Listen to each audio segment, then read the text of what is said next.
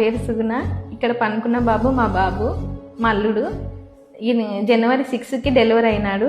అయితే normal delivery అయినా చాలా క్రిటికల్గా అయ్యింది. ఆ రోజు మేడం సుహానా మేడం చాలా కష్టపడి నార్మల్ డెలివరీ అయితే చేశారు. కానీ బాబు ఒక 10 మినిట్స్ వరకు అసలు ఏడవడం కూడా ఏడవలేదు. బొమ్మ ఎలాగుంటాడో అలా ఉన్నాడు. అమీర్ సార్ వచ్చి బాబుని సేవ్ చేశాడు. ఆ రోజు 9:15కి బాబు డెలివరీ అయినాడు. ఆ టైంలో కర్నూలుకి వెళ్ళలేం కాబట్టి ఇక్కడ అల్లంపూర్ చౌరస్తాలోనే ఐరా హాస్పిటల్లోనే బాబుని అమీర్ సార్ సేవ్ చేశాడు.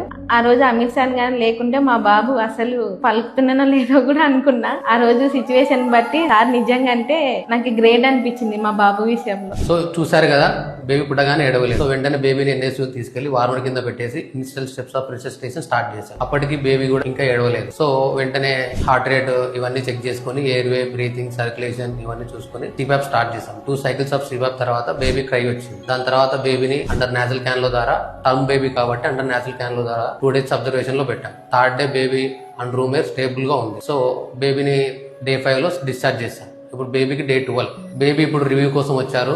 బేబీ అందరి పిల్లల్లాగానే పాలు తాగడం, తల్లి పాలు తాగడం, దాన్ని అరిగించుకొని బాత్రూమ్కి వెళ్ళడము, ఎలాంటి వామిటింగ్స్ లేకుండా సేమ్ వెయిట్ గెయిన్ అవుతుంది baby. So everything normal. So vaccination, టీకాలు అన్ని కూడా బేబీకి ఇచ్చేసాం.